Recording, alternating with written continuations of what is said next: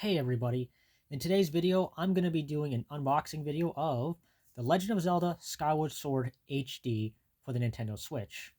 Now this game is special for me because this was the first Zelda game I played and completed, so it was basically my introduction to the Legend of Zelda franchise. I actually played this on my modded Wii well over 10 years ago now. I don't remember the exact year necessarily, around 2012 or so, or between 2012 maybe 2013. The dates are all mixed up in my head now, but broadly it was a decade ago. And yeah, I really like this game a lot. That said, it was not it didn't it didn't necessarily resonate with a lot of Zelda fans because of its linear nature and its reliance on the motion controls, which was of course a pretty big deal back then. Fortunately, this version um, makes motion controls optional. In fact, some people have argued the motion controls on the Wii are actually better because it's not as precise on the Switch. Thankfully, you also have button controls if you don't like the motion controls. So that's a plus. That's kind of the big selling point of this version. And I think it also runs at 60 frames now. I'm not quite. I can't remember exactly, but yeah, it's it's Skyward Sword, but now portably and with button controls. Now I have played the other Zelda games since um, playing this one. I played Ocarina of Time 3D and Twilight Princess HD, and I can kind of see why fans, some longtime fans, may not have been alienated by this. Um, it, you know, it, thankfully, we have two games since then that have completely changed up the formula quite a bit. Though I'm sure some fans are now um, are kind of clamoring for uh, a return to this style of Zelda games. Going through a not necessarily linear but semi linear world where you have dungeons to go through that aren't just small little dedicated rooms. I haven't played Tears of Kingdom yet, so I wouldn't know how that game does things. But at least in Breath of the Wild, it just feels like a bunch of tiny little rooms scattered throughout.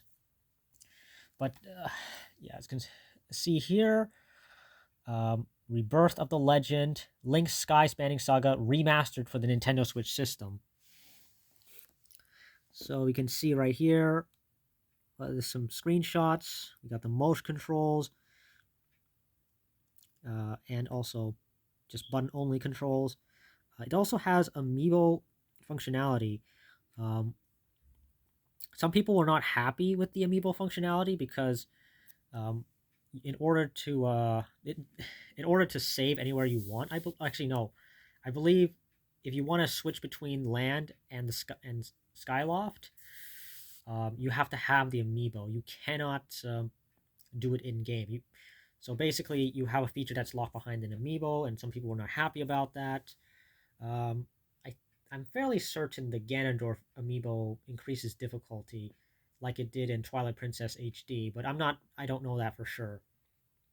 I do know the amiibos do some things, but of course, amiibo functionality has generally been fairly disappointing this for the last 10 years. Sadly, um, either they do something really cool with it, but ends up alienating just right people who just want to use that feature without the amiibo, or the feature themselves are so minimal that it really doesn't matter.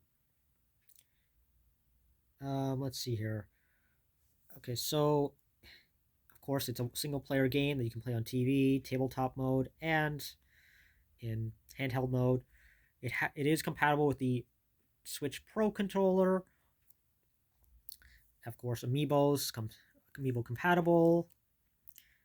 Let's see what else. Yeah, it's really nothing else. It's also rated E10 plus. Animated blood, comic mischief, and fantasy violence. Okay. So let's actually open this up.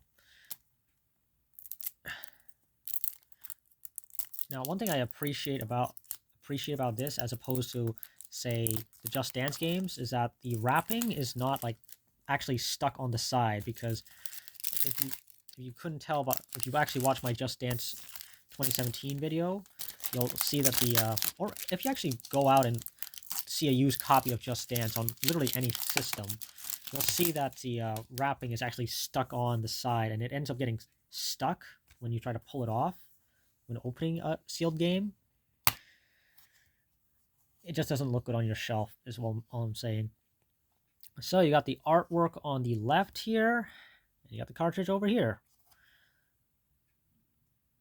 Okay, this product is covered by Nintendo's limited warranty. To request a printed copy, contact consumer service. Okay.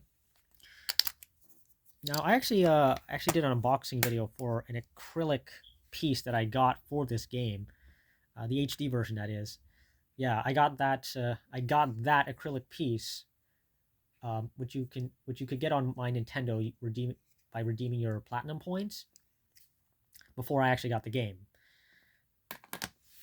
So let's actually pop this into my Nintendo Switch over here, just to make sure it works. Okay, so we got the cartridge over here. We got the cartridge over here. Let's pop it in. Let's see. And there we go. The game is in.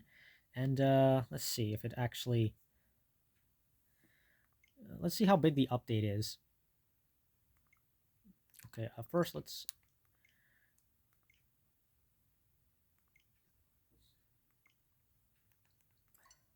Oh, okay, the update is actually really tiny. That's actually good. Generally, if you're... you know how it is nowadays. Updates can be often very large in size.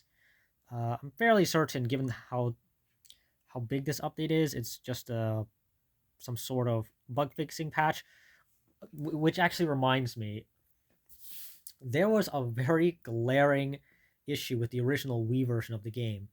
So for those of you who actually played the original Wii version, there was a glitch that you could encounter very late in the game, I think like 40-50 hours into the game, that would actually soft lock you out of progression. So you would be stuck there with no way to progress.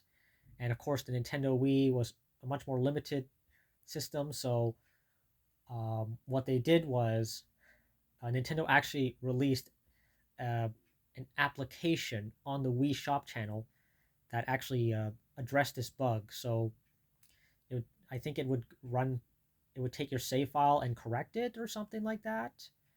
And yeah, that would basically fix the issue. Of course, the Wii Shop channel has been shut down now, so unless you have a Wii that with that channel downloaded, you can no longer make sure that the Wii version, your experience that is, will be bug free. Thankfully, the Nintendo Switch version fixes that issue, so you won't have that problem.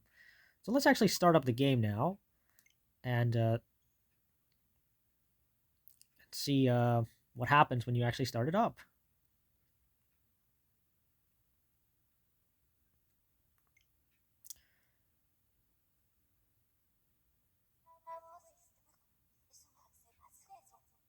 Oh, that's right. The game.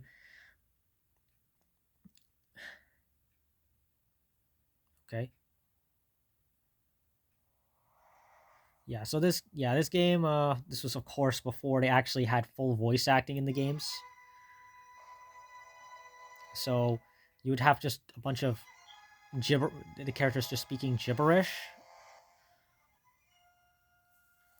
Yeah, that was a very interesting time.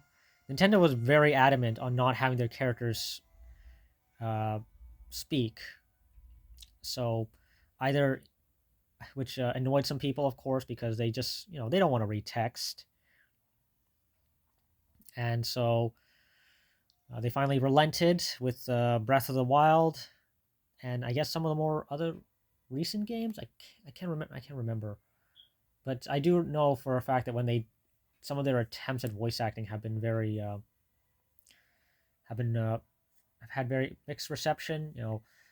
Kid Icarus Uprising was a really good. It had a really good English dub, and then and but then you had like Metroid Other M, which felt very, which had rather stilted delivery.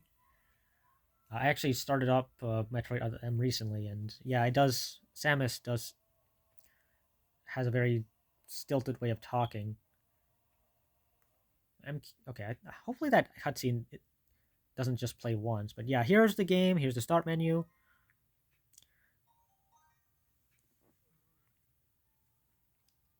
Oh, no autosave. Okay, options. Let's see what. Wait. What? I can't. Oh, no touchscreen support. Oh, that sucks.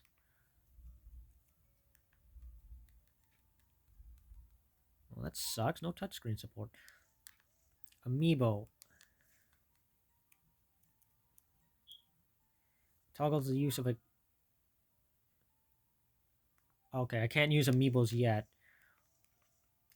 Let's see what else. Normal. Change what elements are visible. I don't know what this does. Okay, what? Okay, whatever. But yeah, that's basically the game, guys. Yeah, that's and pretty much it for this video.